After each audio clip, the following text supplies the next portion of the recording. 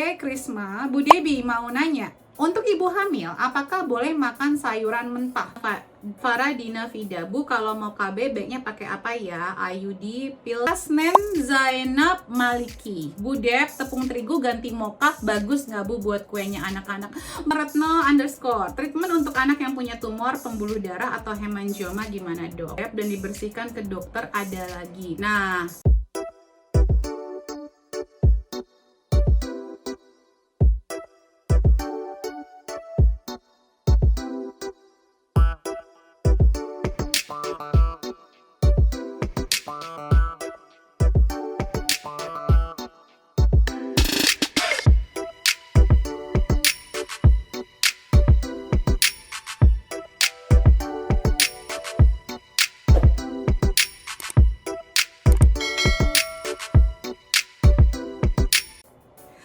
kembali lagi bersama saya Debbie Jamari, your favorite naturopathic practitioner. Kembali lagi dalam segmen Tanya Sehat Debbie, di mana saya akan menjawab semua pertanyaan teman-teman. 10 ya, kita batasin. Yang teman-teman bisa layangkan di akun Instagram Root of Life UK, ROOTLIFEOFUK. Jadi nanti saya akan jawab di sini. Nanti teman-teman boleh tanya apapun, saya akan jawab sebaik-baiknya dari sisi naturopati. Teman-teman yang baru tahu naturopati boleh cek video saya yang lainnya tentang apa sih naturopati itu. Sebelum saya jawab pertanyaan-pertanyaan minggu ini, boleh teman-teman untuk subscribe dulu biar semakin banyak yang mendapatkan manfaat dari akun ini. Dan juga di like, di komen. Nanti kalau ada waktu saya akan cek komen-komennya dan akan saya jawab. Dan di share, jangan lupa di share agar lebih banyak yang mendapatkan manfaat dari akun ini dan lebih sehat alami ala naturopati. Oke, saya akan mulai menjawab pertanyaan pertama dari Akoe Krisma. Bu Debi mau nanya, untuk ibu hamil apakah boleh makan sayuran mentah? Boleh sebenarnya Bu, boleh banget. Justru ibu hamil itu membutuhkan banyak folat atau folik asid yang diberikan oleh dokter. Biasanya selalu semua ibu hamil diresepkan folik asid ya, yang sebenarnya adalah folat. Asam folat itu dari sayur-sayuran, dan semakin mentah sayuran itu semakin tinggi asam folatnya. Jadi, tapi saya mengerti kekhawatiran dokter-dokter di luar sana sehingga menyarankan untuk tidak mengkonsumsi sayuran mentah adalah ketakutan kalau nanti di sayuran itu ada parasit, ada bakteri yang kemungkinan mengganggu atau berbahaya buat ibu hamil. Jadi saran saya, boleh banget makan sayuran mentah, tapi di rumah dengan catatan sayurannya dicuci dengan bersih. Kalau mau tahu cara mencuci sayuran biar aman, terbebas dari jangan hanya parasitnya aja, tapi juga dari pestisida atau herbisidanya atau racun lainnya, teman-teman boleh cek di video saya yang lain ya tentang mencuci buah dan sayuran. Jadi boleh banget, malah harusnya Bu ya. Tapi kalau di luar jangan. Kalau di luar yang mateng-mateng aja. Dan jangan sering-sering makan di luar lah kalau lagi hamil kan ya. Oke, berikutnya dari Noviana.alnafis. Perut rasa lapar terus walau sudah makan dan badan lemes terutama saat malam hari. Kenapa ya? Makannya apa? Makannya penuh nutrisi apa enggak? Terkadang kita sudah makan tetapi isinya kosong, nggak ada nutrisi. Makanya badan kita seakan-akan kayak belum dikasih makan, jadi ngirim signalnya kayak lapar terus. Apakah sudah cukup kandungan protein, lemak sehat, seratnya, karbohidrat kompleksnya? Kalau itu semua belum cukup, ada kemungkinan kita cenderung seperti ini. Boleh juga dicek iron level atau zat besi sama ferritinnya. Ada kemungkinan ada gangguan ya, ada kekurangan, jadi kayak bawaannya lemes karena anemia bisa jadi ya. Terus juga ini ada riwayat diabetes apa enggak, ada kemungkinan hypoglycemic ada apa enggak, biasanya makan itu yang manis-manis apa enggak, atau yang asin-asin apa enggak. Banyak nih kemungkinan-kemungkinannya kalau gejalanya seperti ini. Berikutnya dari Hasnen Zainab Maliki. Bu Dep, tepung terigu ganti mokaf, bagus nggak Bu buat kuenya anak-anak? Bagus banget. Yang pertama, mokaf itu adalah tepung lokal, tepung asli Indonesia. Kalau anak kita anak-anak Indonesia, berarti lebih baik mengkonsumsi makanan yang lokal. Tepung terigu itu banyak sekali campuran-campurannya ya Bu ya, dan sangat refinasi ya, dan sudah sangat komersial. Kita hindari aja, dan pas itu juga bukan dari kita kan, itu juga import Bu. Ya kan? Dan banyak masalah nanti pencernaan yang bisa mengganggu. Sudah banyak kok, penelitiannya juga ada banyak kok. Kita hindari aja tepung terigu Bu, ganti tepung mokaf aja, tepung tapioka, tepung beras. Berikutnya dari JV Kas, Bu, metode hair removal yang aman apa ya Bu? Cukur. Cukur aja yang aman. Udahlah, nggak usah pakai macem-macem. Kalau sampai rambutnya terlalu banyak, ada kemungkinan itu adalah masalah lain, itu namanya hirsutism ya, ada kemungkinan PCOS. Jadi kalau untuk perempuan, sebenarnya kalau normal-normal aja dengan cukur aja bisa kok Bu, dan itu paling aman ya. Itu pun kadang-kadang suka ada luka ya, harus hati-hati. Berikutnya dari private A account underscore. Bude, vitamin D saya cuma 8,7 Bu. Sebaiknya saya kurang banget. Kalau teman-teman udah lihat video saya tentang vitamin D, bagaimana cara mengukur dosis vitamin D, saya udah post belum ya? Atau belum? Nanti coba saya cek. Nah itu sebenarnya kalau 8,7 teman-teman, ibu atau bapak ini harus mengkonsumsi 14.000 IU 14.000 IU selama 2-3 bulan. 14.000 IU selama 2-3 bulan, nanti dites ulang. Dan saya menyarankan Nature's Answer karena lebih mudah, ekonomis, dan itu tetes doang, lebih gampang daripada pakai soft gel, karena kan 14.000 tuh lumayan tinggi dosisnya ya.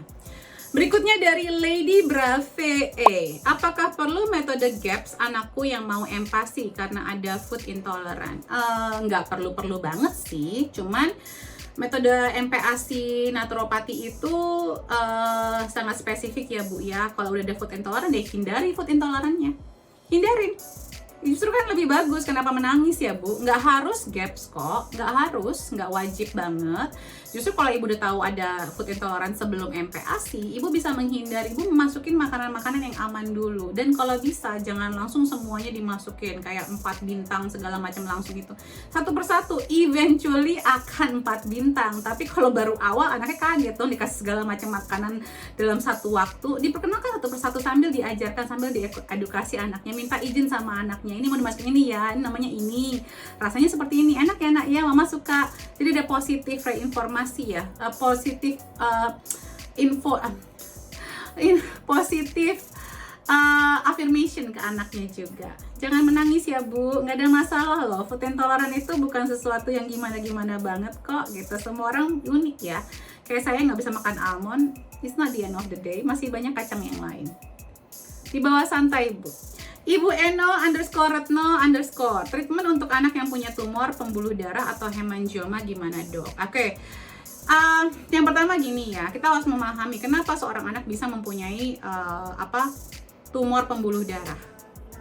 Berarti ada kemungkinan besar orang tuanya atau waktu sebelum konsepsi, saat hamil, ini anak banyak hal yang kekurangan dari sini ya. Entah detoksifikasinya kurang optimal, nutrisinya kurang optimal. Kalau untuk treatment yang spesifik, apalagi untuk anak-anak, ada baiknya ibu konsultasi pribadi ya Bu ya, karena saya harus ngetes kekurangan nutrisinya apa saja, tidak bisa lewat ini saja. Tapi secara general tentunya saya bisa memberikan masukan, tips atau advice buat ibu. Yang pertama adalah air putihnya harus optimal. Ingat, banyak sekali orang tua yang tidak paham kalau air putih ini kebutuhan yang sangat-sangat penting buat anak-anak, terutama kalau ngomongin tumor di pembuluh darah. Pembuluh darah itu kecil Bu, tipis. Kalau sampai ada tumornya, nanti darahnya nggak bisa ngalir. Kalau darah udah nggak bisa ngalir, nanti bermasalah kemana-mana, ke seluruh sel tubuhnya. Karena darah itu memberikan nutrisi ke seluruh tubuh dan membawa kotoran keluar dari tubuh kita. Jadi, pertama air putih harus optimal. Makanan yang tinggi antioksidan, sayur-sayuran. Dari awal kasih sayuran ke anak-anaknya, dari awal MPASI. So, saya sih sangat tidak setuju ya kalau dibilang MPASI itu sayuran hanya diperkenalkan saya. Saya sangat tidak setuju. Karena justru kalau di Eropa dan negara-negara maju, sayuran malah diperkenalkan paling awal. karena itu yang paling tinggi elemen vitamin dan mineralnya untuk menjaga agar tubuh anak-anak itu rendah inflamasi, untuk menjaga kecukupan vitamin dan mineral. Tentunya yang lemak dan proteinnya juga masuk dong, bukan berarti hanya sayuran saja, oke? Dan juga detoksifikasinya dibantu, kebutuhan detoksifikasinya, dry skin brushing, Epsom salt bath. Mungkin ibu harus lebih banyak belajar ya di akun saya dan di YouTube channel, YouTube video saya ini. Berikutnya tepidly, mengatasi kutil Bu Deb dan dibersihkan ke dokter ada lagi. Nah, kalau sampai kutil itu ada lagi setelah dibersihkan, ibu harus tahu dulu kutil itu tuh penyebabnya apa sih? Ada yang namanya HPV virus ya. HPV virus ini bisa kemana-mana. Dan namanya virus itu dia suka ngendon. Istilahnya apa sih? Seakan-akan udah sembuh, tapi dia masih tinggal di dalam tubuh kita. Nanti nunggu saat tubuh kita itu imun sistemnya rendah, dia muncul lagi gitu ya. Jadi ini human papilloma virus yang mungkin teman-teman banyak mengenalnya itu ke cervix dan lain-lain. Nah ini sebenarnya bisa bisa dari mana-mana ya, bukan gimana-gimana banget ya Bu. Tapi yang pasti nih, kalau yang paling simpel adalah tingkatkan imun sistemnya. Vitamin C, makanan yang tinggi vitamin C, vitamin E-nya ya. Terus juga itu paling penting. Terus, dan itu bukan cuma saat ada kutilnya aja, tapi ya rubah pola hidup dan pola makannya agar imun sistemnya kuat. Terus bisa menggunakan ACV, apple cider vinegar, dioleskan 2-3 kali sehari. Menggunakan zinc juga bisa, zinc sulfate ya. Zinc, suplemen zinc itu bisa ditaburin ya di bagian kutilnya, tapi itu harus 2 kali sehari dan dilakukan selama 3 bulan ya mungkin ya. Nah, zinc juga itu bagus buat dalam konsumsi untuk dalam kita juga, dan bagus juga untuk dari luar. Kalau mau menambahkan yang alami, bisa bawang putih. Cara masak bawang putih juga jangan digoreng-goreng seperti kebanyakan orang Indonesia. Coba lihat di YouTube channel saya, banyak video-video saya memasak, gimana saya masak. Bawang putih saya tuh hampir nggak digoreng ya. Ada olive leaf extract juga meningkatkan imun sistem, echinacea juga meningkatkan imun sistem, selenium bagus sekali. Ada tuh suplemen yang ACE, ada tambahan seleniumnya, itu bagus juga. Minimal selenium itu 200 micrograms per hari. Tapi intinya adalah perbaikinlah imun sistem tubuh kita ya Bu ya, kalau ibu mau terbebas dari kutil ini. Berikutnya dari Ibu Desidian Memori. Bu, dia benar nggak kalau waktu terbaik untuk skin brush itu di pagi hari? Yes or no. Sebaiknya daripada kita fokus kapan waktu terbaik, lebih baik dijalankan aja deh kapanpun kita ada waktunya. Jauh lebih baik kita melakukannya misalnya malam gitu pas ada waktunya, nggak apa-apa daripada nggak sama sekali ya. Jangan terlalu kaku. Berikutnya adalah udah belum ini? Udah ya, sebentar saya pastikan kalau semua sudah terjawab. Satu lagi dari Farah Dina Vida. Bu, kalau mau KB baiknya pakai apa ya? IUD, pil, suntik, atau ada alternatif lain yang lebih alami? Tentunya yang lebih alami adalah ngecek tanggalan, dikeluarkan di luar. Suaminya bisa di vasektomi biar nggak istrinya terus yang harus berkorban. Bisa pakai bisa pakai kondom, bisa IUD mungkin paling aman sebenarnya, atau vasektomi kalau memang udah mau di suaminya aja yang suruh. Vasektomi bisa di reverse kok. Oke. Karena kalau pakai herbal-herbalan mungkin saya bisa memasukkannya lewat webinar ya, nggak lewat ini.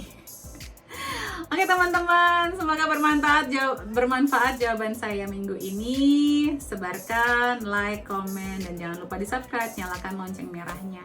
Take care, I love you so much. Salam sehat selalu, bye.